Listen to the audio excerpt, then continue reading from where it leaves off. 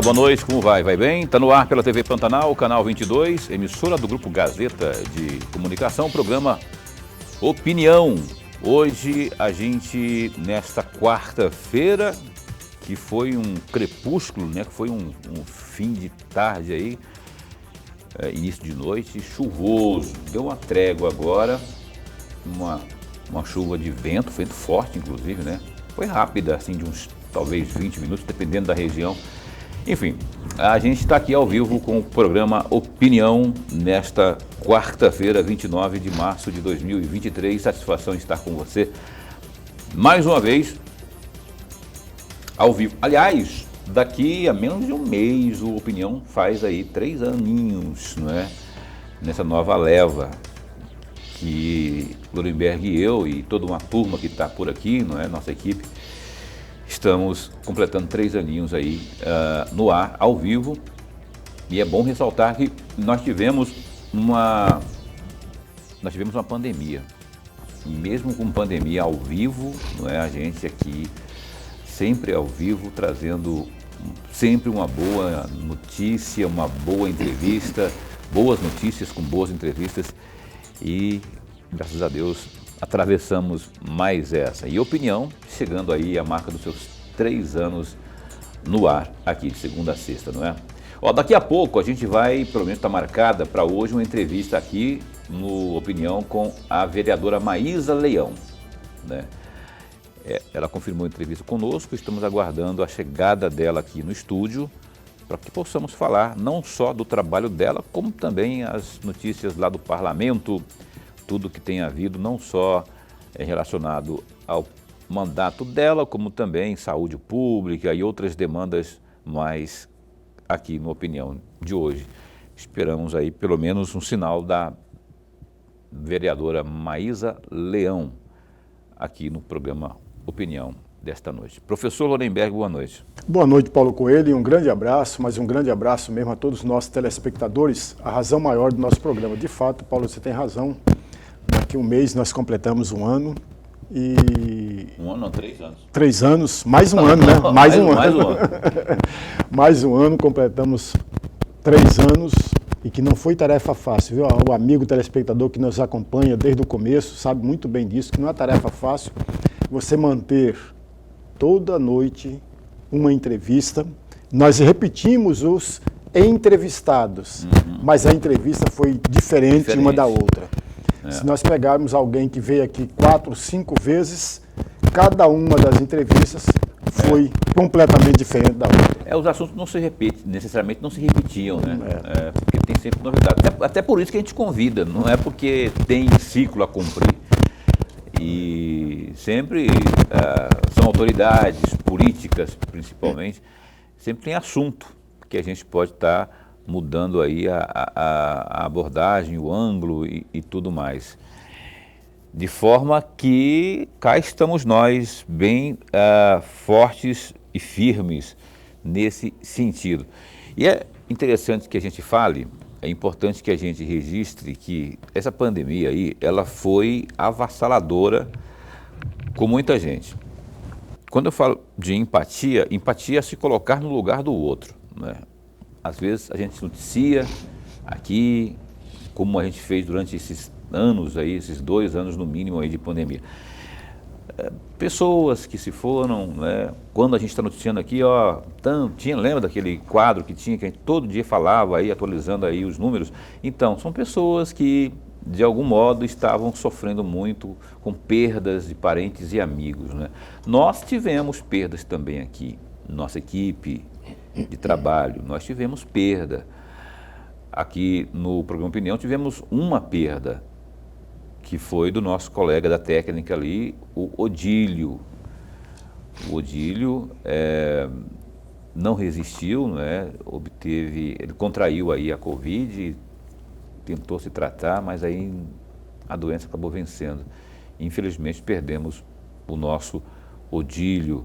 Ele era da parte da sonoplastia aqui do programa Opinião.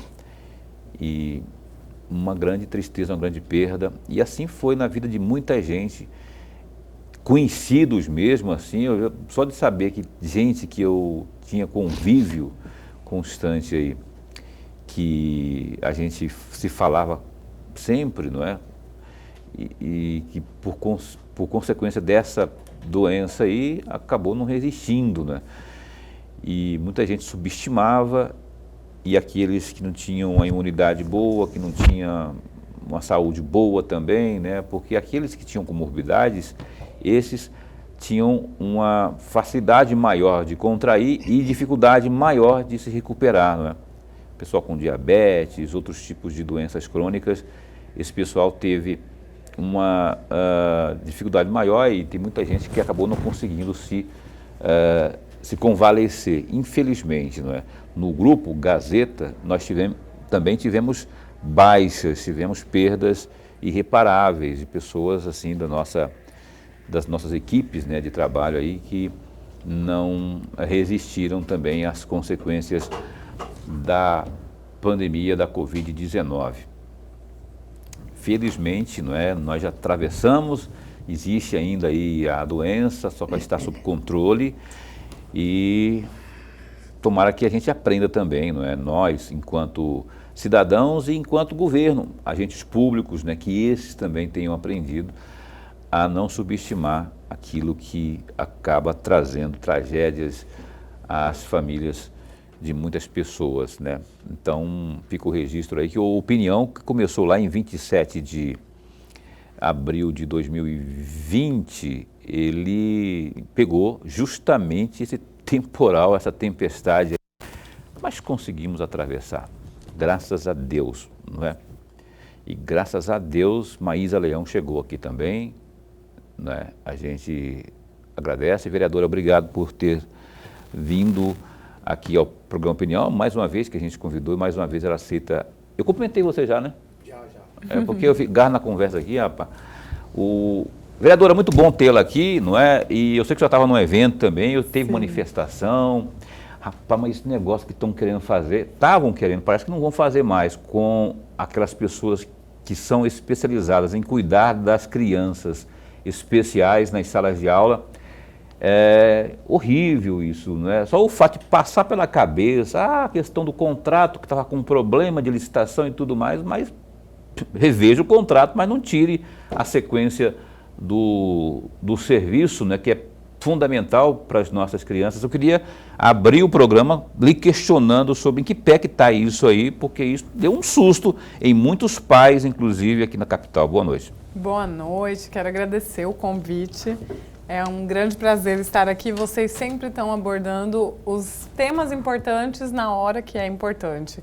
Hoje a gente estava lá na Praça Lencastro, até saímos no momento que começou a chuva, fazendo uma manifestação com as famílias. Porque, novamente, o que as mães, os pais sentem é um terrorismo.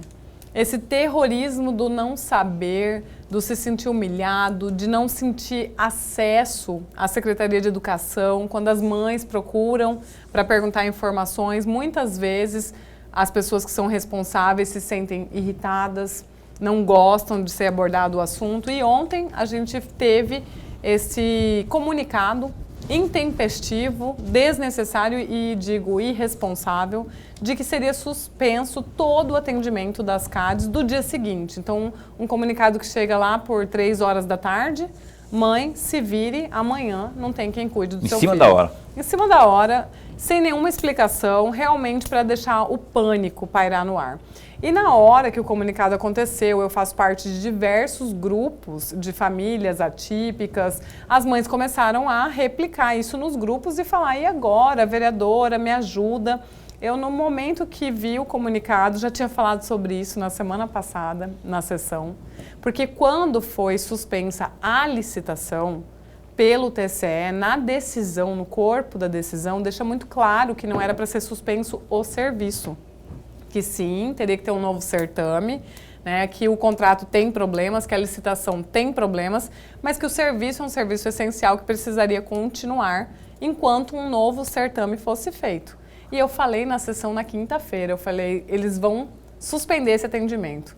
E na hora, um dos líderes do prefeito, que é o vereador Luiz Cláudio, ligou para a secretária e me respondeu na sessão, não será suspenso. Ótimo. Pode falar para as mães que não será suspenso. E ontem tivemos a surpresa da suspensão. Eu liguei na hora para o conselheiro Sérgio Ricardo, me certifiquei de que o meu entendimento da leitura do parecer dele estava correto. Ele falou, está correto, não é para suspender. E eu pedi, então, conselheiro, por favor, se comunique com a Secretaria de Educação, que aparentemente, então, eles não entenderam. E ele se comunicou e eles voltaram atrás. E as CADES estiveram hoje na escola. Mas muitas crianças não foram. Porque muitas mães que receberam o recado não receberam o retorno de que não teria, né? Ficaram inseguras. E são crianças que precisam. Nossa, mãe, como precisam, né? Precisam demais da conta. E um erro de comunicação, se for erro de comunicação, embora eu acho que não seja, né? Eu também, acho que ali foi eu assim, acredito que foi irresponsabilidade e politicagem, com uma decisão. Aliás, eu já convidei aqui, na semana passada eu convidei a caríssima professora Edilene, secretária de Educação do município. Estamos aguardando aqui, a senhora está tendo um probleminha de agenda, mas ela vai estar conosco, sempre esteve, sempre foi solícita. Vamos abordar a miúde isso aí, porque é algo que, na minha opinião, tinha que ser ampliado e não... Ah, mas Paulo, teve um problema grave lá, 8 milhões, qual que é o valor que estava dando diferença lá no contrato? Parece que era... O certame tinha uma empresa com as mesmas condições que ofereceu o mesmo serviço por 8 milhões a menos. E houve, dentro das denominações, um direcionamento. Quando eles colocam pequenas cláusulas que, assim, fica um pouco impossível que contemple mais empresas. Então, ficou claro no pregão que houve esse direcionamento. E por isso o TCS manifestou, pedindo que fosse feito um novo certame, um novo pregão, com oportunidade para todas as empresas que têm capacidade. Mas, além disso, esse é um contrato de 52 milhões de reais e é um contrato que essas CADES contratadas, elas recebem R$ 900 para trabalhar. Elas recebem R$ 1.200 para trabalhar, enquanto a empresa recebe R$ 4.000 por CAD, R$ 3.000 por CAD. Então, não tem condições, além de não prover o treinamento que elas precisam receber por se tratar de crianças com condições especiais e específicas. Então, muitas CADES, elas se sentem inseguras. Elas vão ali para a escola sem o preparo, sem o respaldo, sem um respeito pela função. Eu vou chamar o Lorenberg para a conversa aqui, por favor, professor. Vereadora, antes de mais nada, registrar a nossa alegria. Mas a alegria mesmo de tê-la aqui no nosso bate-papo. Nós ganhamos e ganhamos muito com a sua presença aqui. Eu vou pegar carona em parte da resposta que a senhora acabou de nos dar, por tratar de inclusão e por tratar de preconceito de uma certa forma. No mês de novembro do ano passado, no dia 7, para ser mais preciso, a senhora organizou um evento e homenageou na oportunidade a juíza, deixa eu pegar o nome dela, Márcia Martins. Sim. E a servidora Laudiceia Figueiredo, que é exatamente integrantes aí do Tribunal Regional de Trabalho, né?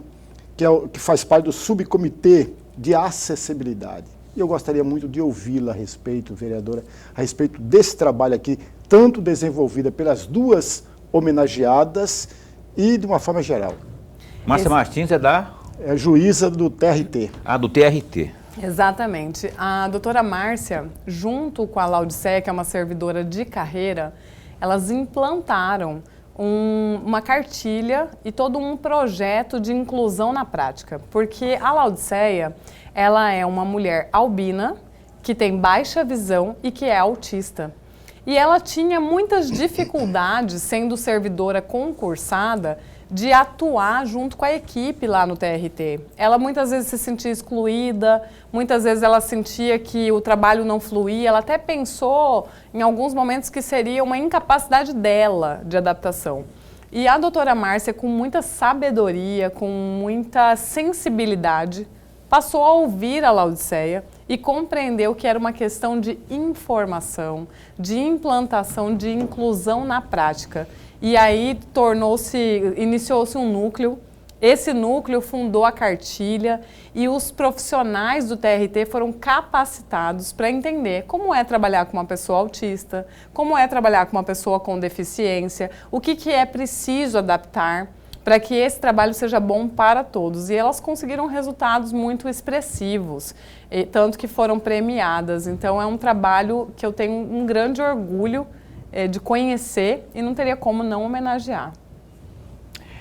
Ok, estamos conversando aqui com a Maísa Leão, vereadora por Cuiabá. Está no Cidadania, né? Republicano. Quem está na Cidadania mesmo é o... Ninguém, né? Felipe Correia. É, o Felipe. Ah, que esteve aqui recentemente também, o Felipe. Vereadora, trocando de assunto, não que não possamos retomar essa questão aí, que eu acho importantíssimo falar de inclusão, faço questão, inclusive, né, coloco o programa à disposição dessas pautas, porque a gente precisa, assim, reverberar essas causas aí para fortalecer e não tirar a assistência, sim aumentar, ampliar. Mas eu queria falar de saúde pública também, né? Mas uma saúde pública mais crônica aí, ou a falta dela, que tem uma intervenção aí que o prefeito Emanuel, inclusive, fez a piadinha aí, trocando o nome para gabinete do quê? Gabinete da invenção, coisa assim. Mas há uma intervenção em curso que já está surtindo efeito. E eu fico aliviado, porque já tem aí, inclusive, reabertura de UTI pediátrica, não é? Já por conta desse trabalho que tem sido feito. Por que o prefeito, na sua avaliação, tem ironizado e apontando tantos erros e denúncia daqui, denúncia da acolá, sendo que já existem resultados aí, tem medicamentos sendo comprados, enfim, ainda fazendo política o prefeito, na sua avaliação? Com certeza, e eu acredito que o Emanuel Pinheiro, ele perdeu a mão de todas as formas, né? Perdeu a mão na administração da cidade, que está caótica. E eu sempre faço questão de frisar, a intervenção não é um ato político, ela é um ato jurídico, que só aconteceu porque nós chegamos no fundo do poço. Se Cuiabá tivesse sendo, né, bem gerida, não teria uma intervenção. Não teve nenhum vereador, não teve nenhum partido político que provocou essa intervenção. E hoje nós temos uma interventora que é uma enfermeira concursada do município, uma pessoa extremamente técnica, que está no cargo fazendo o que pode, porque ela pegou o caos. E até nós tivemos na sessão passada, lá na Câmara de Vereadores, uma situação que é deplorável, porque os vereadores da base quiseram colocar nas costas da intervenção as UPAs lotadas, a falta de medicamento, a morte de pacientes, o sofrimento de pacientes, sendo que isso vem acontecendo sistematicamente há 6 anos. E chegamos no fundo do poço nos últimos 2 anos. Então a gente vê uma Cuiabá sangrando. E não é momento do prefeito fazer chacota ou piada ou gracinha, como ele fez quando ele voltou do afastamento, propôs um projeto de lei do Dia do Perdão. É um tapa na cara do cidadão, é um tapa na cara das pessoas que já não aguentam mais essa situação. Então eu acredito que ele deveria recobrar o bom senso, se há algum ainda, e assumir que chegou num ponto que precisa reestruturar e começar essa reestruturação, senão ele vai se afundar para sempre. Inclusive o prefeito Emanuel Pinheiro é convidado sempre, constantemente aqui pelo programa para vir, como já veio algumas vezes aqui falar, não é? A época que ele veio, a última vez que ele veio, a situação estava feia, horrível. E imagine você que está pior ainda, né, agora. Então, por ter ficado pior, inclusive com intervenção judicial, vamos frisar o que disse aqui a vereadora, agora com intervenção que está difícil de vir mesmo, pouco provável. E aí ele veio, depois de uma temporada lá em Brasília, ele veio, a primeira coisa que ele fez foi reunir a imprensa para falar mal da intervenção, né? Se viesse com um pacote robusto de ações, realmente isso aqui aconteceu, vamos resolver, eu tive lá com o ministro fulano de tal, e tem essa luz aqui, esse oxigênio aqui para a gente tocar a nossa vida aqui. Mas não, ele passou uma temporada lá por Brasília, não é, capital federal, e não trouxe, ele ficou lá recorrendo de uma coisa, recorre de outra, recorre de uma coisa, recorre de outra, recorre de possível afastamento, recorre de intervenção. E aí não trouxe esses encaminhamentos aí para que a nossa, não só a saúde, mas outras áreas mais, né, a gente possa ter um alívio aí. Não veio. não tenho nada contra. Eu acho assim que a gente não pode também tapar o sol. Eu vou ficar falando, o problema é opinião, vou ficar dizendo, passando pano, não é? Então, eu respeito, tanto respeito que reforço. O programa está aberto para que o senhor venha, os seus secretários venham, alguns inclusive venham, né? O Salomão, quando estava, antes da intervenção, cansei de convidá-lo, não veio, né? O Paulo Reis veio uma vez aqui pela empresa, depois o troço estourou lá, eu não quis vir mais. Mas enfim. O Opinião vai dar um tempo só. O Opinião vai dar um tempo, estamos conversando aqui com a Maísa Leão. Vamos para o intervalo comercial e a gente volta já já.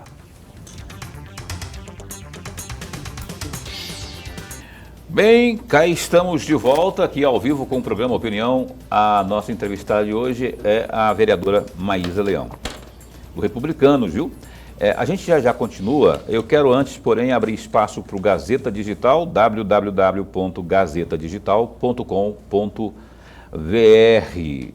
O presidente da Assembleia Legislativa de Mato Grosso, Eduardo Botelho, do União Brasil, rebateu o governador Mauro Mendes, do mesmo partido, que alfinetou os parlamentares, afirmando que trabalha 12 horas por dia, enquanto os deputados se reúnem em apenas um dia para discutir os projetos que são aí de interesse da população.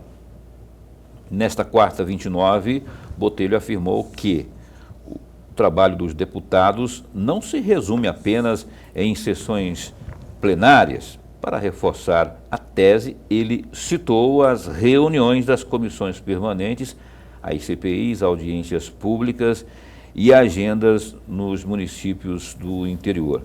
O chefe do Legislativo ainda questionou se Mauro, assim como os parlamentares, atende a população durante os finais de semana. Abre aspas para o Botelho aí. Acho que o governador foi infeliz, pois primeiro ele tem que conhecer o trabalho do deputado. Se ele trabalha 12 horas, o deputado trabalha sábado, trabalha domingo, o deputado atende telefone, atende quem está ligando, reclamando aí de que está faltando UTI. Então, não sei se ele atende domingo, já os deputados atendem. Eu tenho certeza, fecha aspas, disparou o Botelho. A Biblioteca Pública Estadual Estevão de Mendonça abre nesta quinta, dia 30, às 8h30 da manhã, a exposição Misto Esporte Clube.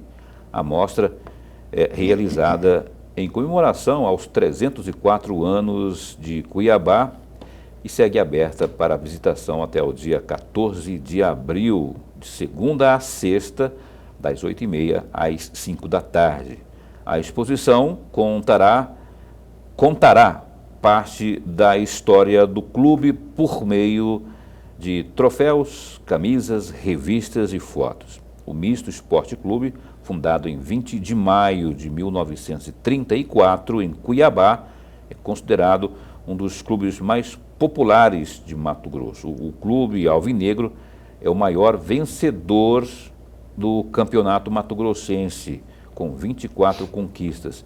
Participou aí dos campeonatos brasileiros de 76, 86, de 76 a 86. Tem como maior rival o Clube Esportivo Operário Varzegrandense, com quem fez o Clássico dos Milhões. Fez e faz o Clássico dos Milhões. Daí vale a pena prestigiar a história do nosso misto, né? O programa Opinião, então, retoma aqui a entrevista com a vereadora Maísa Leão. Ô, Lorenberg, por favor, abra o bloco de perguntas aqui à nossa convidada. Vereadora, eu tenho um trecho aqui de uma matéria e eu gostaria muito de ouvi-la a respeito. A Guia é um distrito de Cuiabá. E essa matéria eu encontrei no jornal A Gazeta, não para falar da Guia, mas da estrada que leva até a Guia e vai até Rosário Oeste. Abre essa matéria do dia 27 deste mês, a jornalista Elaine Mendes. Eu peguei só um trecho dessa matéria. Entre aspas, repleta de buracos, sinalização precária e com as margens tomadas pelo matagal. Essas são as condições da rodovia Helder Cândia, a MT-010, principal via de acesso para quem vai de Cuiabá com destino ao distrito de Nossa Senhora da Guia, Acorizal e Rosário Oeste. Falta fiscalização. O poder público parece ter fechado os olhos para ela. Em algumas regiões, os buracos chegam a emendar um com o outro. Eu ouvi falar, inclusive, de que um buraco que faz aniversário de 3 anos se junta com outro que está fazendo 1 ano ou 2 anos. E aí aumenta mais ainda o buraco, né? Com a chuva, pior ainda. E aí eu tenho 2 perguntas, vereadora. Embora sendo uma rodovia estadual, a Câmara de Vereadores está correta em fechar os olhos e não reclamar pelo mau estado da rodovia, porque o distrito da Guia, a 40 quilômetros de distância do centro de Cuiabá, precisa e depende da Câmara Cuiabana. Por que a Câmara Cuiabana não fez nada, não reclamou e não cobrou nada? A segunda questão, por que a Câmara de Cuiabá não reclama do governador pela péssima condição dessa rodovia? Eu não estou falando toda a rodovia, estou falando até o distrito da Guia, porque também é uma competência da Câmara de Vereadores. Ou eu estou errado, vereadora? E de mais a mais, qualquer acidente que ocorra, leve ou grave, o paciente é levado para onde? Exatamente. O pronto-socorro da onde? Pois é. De Cuiabá. E só para registrar, vereador, já morreram 6 pessoas nessa rodovia apenas neste ano. Nós temos tido muitos problemas em relação ali ao distrito da Guia, não só com a rodovia, que é gravíssimo, mas problemas com a falta de transporte escolar. Houve uma mudança na contagem de quilômetros e crianças pequenas, crianças de 4 anos, crianças de 5 anos não estão conseguindo acesso ao ônibus porque moram a menos de 3 quilômetros da escola. Então, assim, a gente tem muitos problemas envolvendo o distrito da Guia. Na verdade, assim, eu não posso jogar nas costas da Câmara a não cobrança ali da região, porque sempre que nós entramos na alçada de governo do Estado, somos lembrados que não é a nossa. Mas eu me coloco como uma vereadora independente, que sempre olho as mazelas e as benesses de ambos, governo do Estado e governo municipal. Tem sido difícil elogiar, porque muitas coisas no nosso executivo municipal estão precárias, mas também o nosso Estado erra, e quando erra eu sou uma das vereadoras que cobro. Porém, para mim como vereadora eu não posso fazer uma indicação, essa indicação teria que ser de um deputado estadual, porque eu estaria invadindo essa área. O máximo que eu posso fazer é um relacionamento, eu acho que isso é importante também, isso é fazer política. A política não é só o ato concreto do papel, né? A gente pode sim acionar, e nós temos acionado, são tantas as coisas que temos acionado, então muitas vezes fica até como a vereadora, eles falam assim, você gosta de apontar problema? Mas eu acredito que a população não me elegeu para ficar batendo palma, né? Então é cabida esse seu alerta, essa sua cobrança, realmente não é da nossa alçada, mas a gente pode sim fazer política e olhar, e eu acredito que Cuiabá como um todo, ali a região de Acorizal, a região da Guia e toda a Cuiabá tem essa sensação de abandono. Mato, quando chove inunda, buraco que está emendando em buraco, e nós, enquanto vereadores, a gente não pode se cansar. A gente tem que continuar cobrando, continuar acompanhando e trazendo metas, porque a população está cansada. A gente tem ouvido muito que aqui chove, mas se fosse assim, então Curitiba seria um buraco só, né? Até falei sobre isso com o diretor da Limpurb, Júnior Leite, que me disse que a cidade está maravilhosa, e eu falei que eu discordo dele, que a cidade está caótica, e ele me explicou que era por conta da chuva, não tem justificativa. Então nós temos que cuidar sim, não só das regiões mais perto do centro, que também estão caóticas, mas olhar para os nossos distritos.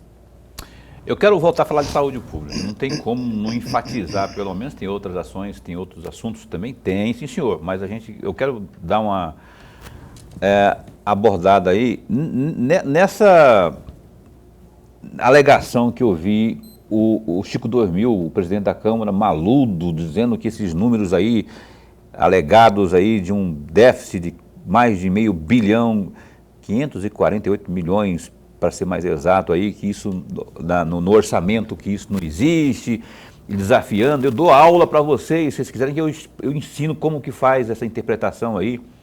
E me causa estranheza que foi o Ministério, foi o Tribunal de Contas que fez esse. Ô Chico, tem que ir lá falar para o pessoal lá do TCE que tem gente qualificada lá, tem altos técnicos lá, né? E ele está contestando. Não era mais fácil absorver, não estou falando para ele assumir, admitir, mas pelo menos entender o que tem explicado de forma esmiuçada naquele trabalho que apontou aí esse déficit orçamentário. Qual que é a sua avaliação? Tem alguma razão de ser esse esperneio aí do Chico Dormil?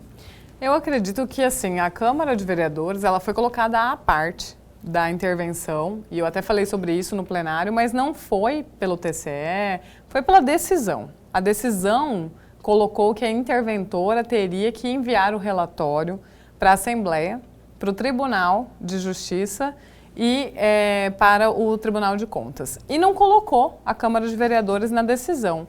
E na hora eu perguntei para os 25 vereadores, será que não fomos nós que perdemos o prestígio? Porque se a cidade chegou num ponto de passar por uma intervenção, significa que nós não conseguimos fazer o nosso trabalho. Seja por qual razão for. Muitas vezes eu não consigo fazer o meu trabalho porque eu sou barrada de fazê-lo por um executivo que me ignora, mesmo não podendo ignorar. Então eu compreendo quando o presidente Chico Dormil se coloca ali dizendo a Câmara existe, ela precisa fazer parte sim da intervenção, nós precisamos ter acesso a relatórios e nós vamos fiscalizar, porque esse é o nosso papel. Quando ele questiona os números, esbravejando, aí eu já não concordo, porque são relatórios, o papel está ali, para todo mundo ler, então nós podemos fazer um debate. Se ele propor um debate com uma equipe multiprofissional, interseccional, para a gente poder olhar essa bagunça e levar uma tradução para a população, aí tudo bem, aí eu concordo plenamente. Agora, esbravejar é mentira e pronto, acabou, é muito vago. E é colocar no buraco o trabalho de muita gente. Orenberg. Vereadora, tem um projeto da senhora que cria o Dia Municipal de Igualdade Feminino, né? Sim. Feminina. No dia, com 23 votos foi aprovado esse projeto. E eu gostaria muito de ouvir até a data desse Dia Mundial, é o dia 26 de agosto. A senhora poderia comentá-lo?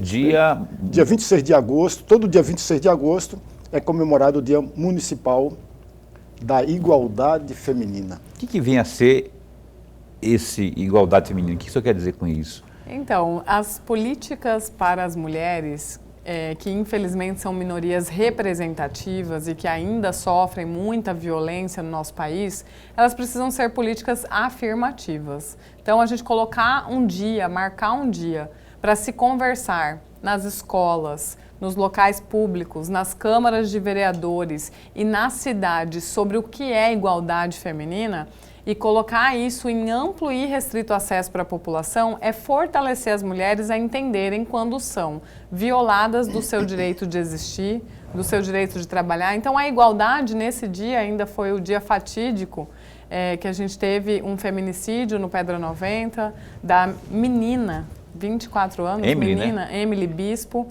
E é sobre isso, é sobre você compreender e debater que a mulher hoje ela não está em pé de igualdade com os homens. A mulher hoje ela sente medo ao sair de casa, ela sente medo ao chegar no trabalho, ela sente medo a uma abordagem, principalmente de alguém que é superior a ela, um chefe, alguém que está num cargo de poder, porque ela nunca sabe quando ela vai ser cerceada da liberdade de existir. Então esse é um dia para levar para as escolas, para levar para os debates dentro das unidades de saúde, dentro dos ambientes de socioeducação, o que é igualdade. Porque a igualdade não é a substituição do lugar do homem ou sobrepor o lugar do homem, e sim garantias de direito de ser livre e existir sem medo. Então é sobre esse momento, é sobre essa elucidação, e dentro do projeto ele preconiza que o município atue de forma concreta, não só celebrando, mas fazendo, principalmente dentro das escolas e das unidades de saúde, uma elucidação do que seria uma igualdade feminina. É importante isso, né? Essa luz, esclarecer muita gente aí que passa batido, e levar isso para as crianças, né? Levar isso para as escolas, isso aí. Eu vou para o intervalo comercial, mas eu tenho aqui uma sugestão antes para a vereadora. A Michele Alencar esteve aqui esses dias atrás, eu fico dando pitaco também quando alguma coisa ocorre aqui, eu penso em levar isso para o âmbito de lei, se é possível. Talvez até exista já. Falando da violência, falou da Emília, eu lembrei. Falando da violência doméstica, por que a Câmara, um vereador, no caso, poderia até ser a senhora, não propõe a obrigatoriedade de as empresas de ônibus publicizarem, né, publicarem lá cartazes no seu interior sobre a violência doméstica, disque denúncia, coisa do tipo, alguma coisa elaborada, obviamente, alguma campanha, né, para que as pessoas possam entender que cada um do usuário do transporte coletivo, por exemplo, tem responsabilidade de, quando perceber que tem alguém apanhando do lado, na sua casa, se deve denunciar. Por exemplo, colocar lá um cartaz, um disque denúncia, os canais lá, o SOS Mulher, que é o aplicativo, que funciona. Inclusive tem aqui, ó. Inventa de bater mulher perto de mim aqui, que eu denuncio. Os números também, não é? E muito mais. Por que isso não poderia virar uma obrigatoriedade, não só nos ônibus, mas nos terminais e locais onde tem grande aglomeração? Com certeza. Eu vou até verificar se já não existe, porque a gente tem tido uma dificuldade de ser colocado na prática os nossos projetos. A gente tem alguns projetos importantes, né? A gente tem o projeto do ônibus feminino a partir de um determinado horário, né? E não tem acontecido. A gente tem projetos também na área do autista, na área da violência contra a mulher, dos condomínios que precisam ter essas notificações, essas elucidações sobre que canais utilizar. E não tem sido colocado em prática, mas eu vou verificar e já acato. Pois olha só, informação, nego. Informação, tá lá, salva. O cara tá vendo lá, depois tem aquilo lá, ó, tem informação lá, e não sabe como fazer, tá lá o 187, o 190, o SOS Mulher, não é? E por aí vai. Fazendo um trabalho bem feitinho, uma comunicação bem clara, as pessoas vão sim lembrar daquilo lá e pode ajudar a salvar vidas, sim senhor. Aliás, o Chico 2000, a propósito, se eu não estiver equivocado, é autor da lei da parada, aquela parada que... Como é que é o nome daquela parada? Fora do ponto, né? Fora do ponto, né? Que a mulher não precisa não precisa de esperar chegar lá. Ó, minha casa é aquela ali, ó, motorista. Ele é obrigado a parar ali na frente, ali nas proximidades, para evitar que ela se submeta a perigos aí, não é? Então, leis assim eu acho que são importantes, não é? O Chico 2000 não falar que eu fico sempre só criticando ele aqui. Opinião vai dar um tempo só, rapidão, para o intervalo comercial e volta já já.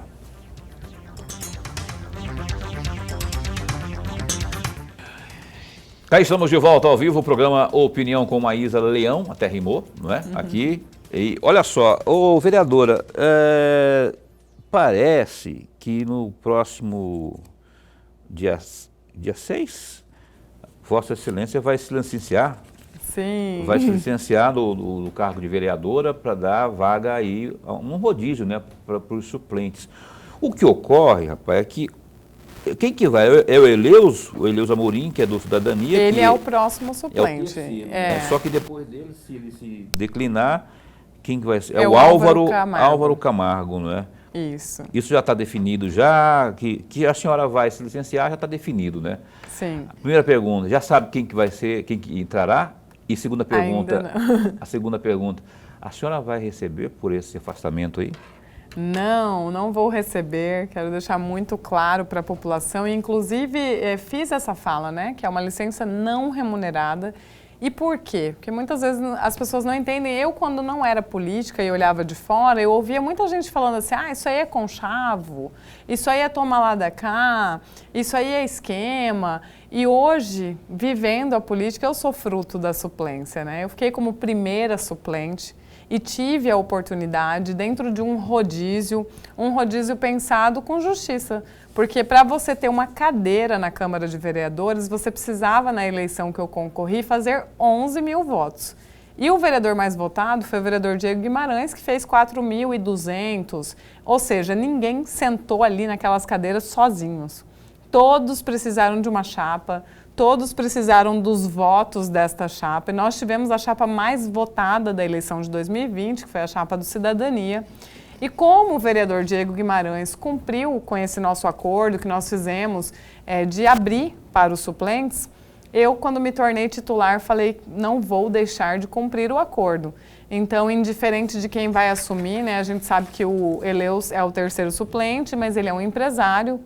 Nem sempre as pessoas estão disponíveis, porque a gente estava até brincando com a equipe lá. O vereador trabalha pra caramba, essa história de atender a população, de atender final de semana. Em tudo que está acontecendo em Cuiabá, se o vereador não estiver trabalhando, ele vai se destacar rapidamente, porque é impossível não trabalhar, tem muita demanda.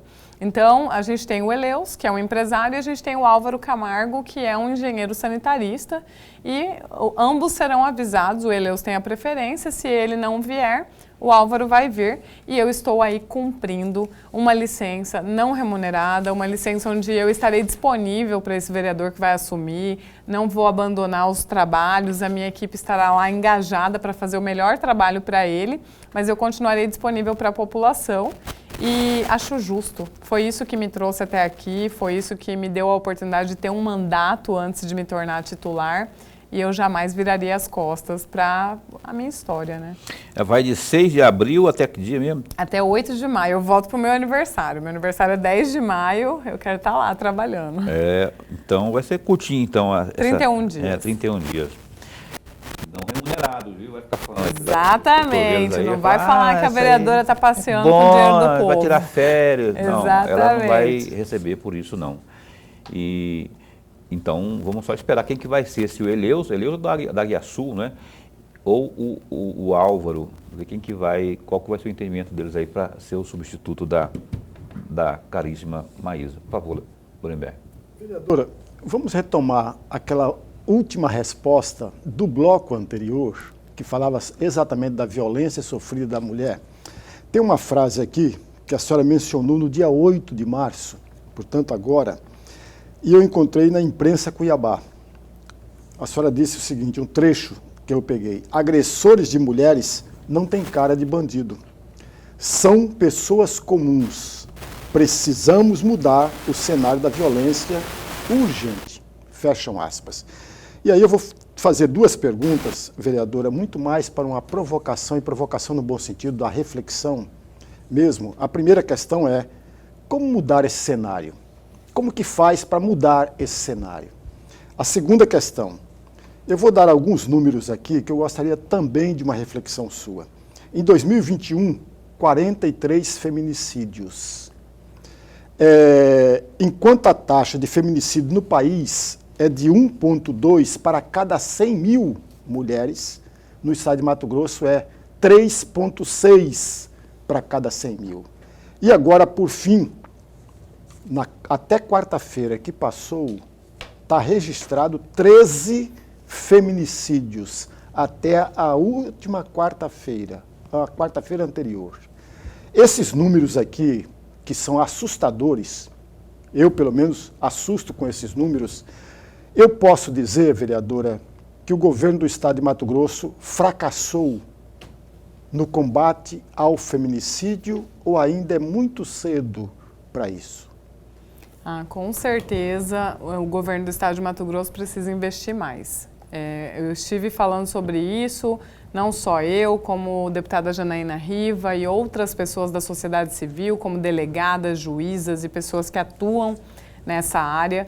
A gente tem um investimento ainda muito pequeno, um estado que é o 5º PIB do país, um estado que é próspero, que termina sempre suas contas no azul. A gente precisa olhar para essas taxas, olhar para esse significado e ver o quanto estamos investindo. Então, a gente precisa de dinheiro para que as pautas sejam defendidas. Por exemplo, hoje, a gente tem uma delegacia da mulher que é fantástica. Tem uma equipe, a delegada Josi é uma pessoa assim, que eu tenho uma admiração profunda aqui em Cuiabá, mas é ainda uma delegacia que funciona de segunda a sexta em horário comercial. Então, essas mulheres precisam ser designadas para uma outra delegacia, que também é delegacia da mulher, no Planalto, porém, é uma delegacia mista. E não adianta, em se tratando de combate à violência contra a mulher, a gente precisa de toda uma ambiência. Uma mulher que sofreu um estupro, uma mulher que sofreu uma violência, quando ela chega numa delegacia e se depara com outras pessoas, com outras questões, o atendimento é diferente. Então, por melhor que a gente tente ser, a gente precisa dar para a Patrulha Maria da Penha, para as delegacias especializadas, abrir mais delegacias especializadas nas cidades e nas regiões do interior do estado, a gente precisa dar investimento. Então, sim, eu penso que o governo do estado ele não é o responsável, o atual governo, até porque esses números nos acompanham há muitos anos, mas ele pode investir mais. O que foi investido especificamente no combate à violência contra a mulher até aqui, eu penso que é irrelevante perto dos números que a gente tem. E a gente tem uma lei, eu faço parte de um movimento que se chama Movimento Conecta. Esse movimento, ele tem praticado a Lei 14.164, que é uma lei federal, que saiu daqui do município de Cuiabá de um trabalho de escola, uma escola particular daqui, crianças se reuniram num debate do que é violência. E esse projeto de lei ele foi aprovado em Brasília e hoje é obrigatório levar a educação preventiva para dentro das escolas. Educação sobre a Lei Maria da Penha, educação sobre os 5 tipos de violência contra a mulher, violência patrimonial, moral, psíquica, violência sexual, a violência física, que são as mais óbvias. E quando a gente começou a praticar esse projeto dentro das escolas, e nós já atingimos mais de 6.000 alunos, um projeto voluntário, nós percebemos que a sociedade não sabe o que é violência. A sociedade ainda não sabe o que é violência.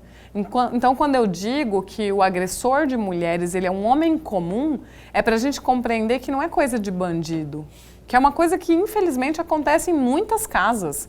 E como que a gente faz? A gente vai sair exterminando esses homens? Não é por aí. A gente precisa educar. Primeiro, para a não continuidade dos ciclos de violência, porque provavelmente um agressor viveu num lar onde tinha um outro agressor. E ele aprendeu isso desde a sua infância. Isso que é o machismo estrutural, que a gente tanto fala. Então, vamos cortar esse ciclo dentro das escolas, capacitando os nossos meninos para que não deem continuidade a isso. E a gente precisa ver um projeto como esse não sendo encabeçado somente por instituições sociais, ONGs, OSCs e projetos sociais. A gente precisa ter dentro do Estado um corpo que faça isso sistematicamente, continuamente dentro das escolas, dentro das unidades de saúde, capacitar melhor as equipes, dar mais material mesmo para trabalho, mais armas, mais carros, mais condições de atendimento numa central telefônica. A gente precisa de atender as mulheres surdas, que hoje, quando pedem socorro, precisa ligar no 180 ou no 190. Como que uma mulher surda vai falar ao telefone? Então, uma mulher surda hoje no estado de Mato Grosso, ela não pode sofrer violência, porque ela não tem como pedir socorro. Então, a gente precisa melhorar. É inclusão, né? O que eu ia falar? Olha só, essa questão aí do constrangimento pelo qual a mulher passa, quando ela é vítima de algum tipo de agressão, se ela vai para uma delegacia que não seja especializada, não é? Aqui em Cuiabá tem, mas aí lá no interior não tem. Talvez fosse o caso de... Aí se falar para o governo pode alegar falta de questões financeiras e tudo mais, planejamento financeiro e tudo mais. Um caminho, aqui em Cuiabá, por exemplo, ainda que já tenhamos aqui a delegacia, se nós estivéssemos ali na Câmara, olha só a minha viagem aqui, se eu estiver falando besteira, me corrija, eu já falei isso até para o Chico 2000 quando ele esteve aqui. Por que a gente não cria ali, dentro da Câmara, uma sala, não tem a sala para amamentar ali, com a mãe não, uma sala que receba, porque eu acho que, penso, né? O meu lado feminino está pensando aqui, está dizendo o seguinte, se uma mulher vítima vai procurar, ela tem mais intimidade com uma mulher, vai procurar uma vereadora, por exemplo, tem 3 lá. Ela vai lá e fala, eu tenho dificuldade de denunciar porque ele é o arrimo de família, ou não sei o quê, tem as crianças e tudo mais. Se abre um consultório, sei lá, uma sala onde se possa conversar, onde ela se sinta melhor. Ela não vai se sentir melhor numa delegacia onde tem, que não seja especializada, onde tem N ocorrências, não é? Não seria o caso de a Câmara, além disso, abrir uma sala ali, um ambiente, como se cria para amamentar, como se cria para atender o consumidor?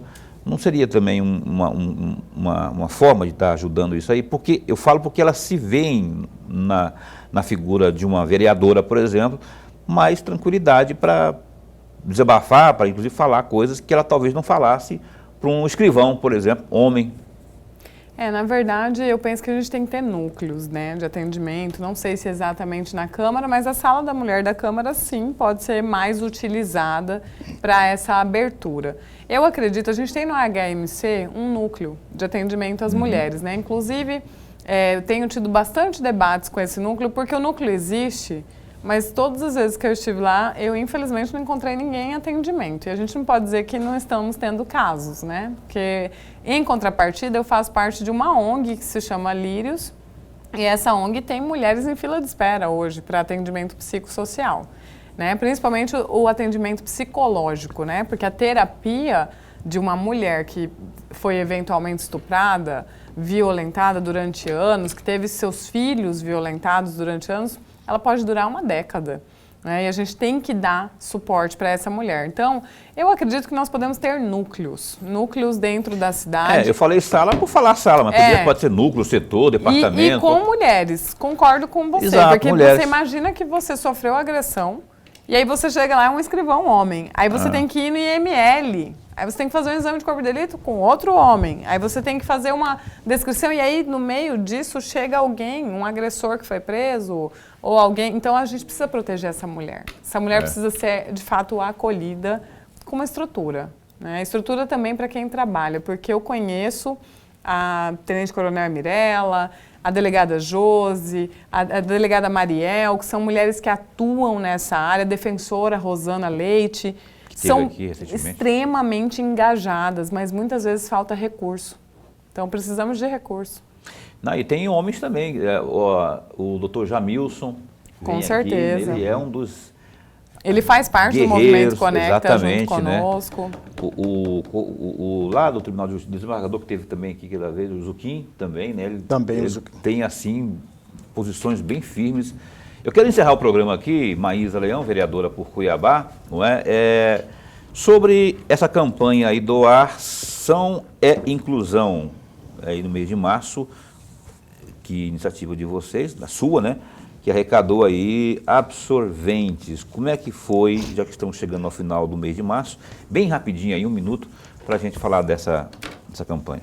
Nós temos feito uma campanha por mês, Doação à Inclusão, é uma maneira de fazer com que a população, junto com o Gabinete 01, façam esses movimentos necessários. No mês de março foi sobre pobreza menstrual, arrecadamos 205 pacotes de absorvente para 205 mulheres em vulnerabilidade financeira. A gente não resolve o problema, mas a gente engaja a população para entender o que é pobreza menstrual, para entender que mulheres ficam sem trabalhar e sem estudar durante longos períodos do ano porque não têm acesso a um absorvente e que isso não é sobre dar privilégios à mulher, e sim sobre dar condições. Aí está a igualdade. Quando a gente provê a condição de uma mulher poder menstruar e trabalhar, a gente está deixando ela em pé de igualdade com os homens que não menstruam, então não precisam desse suporte. Então, a doação à inclusão ele é um projeto de educação e de despertar da participação da população.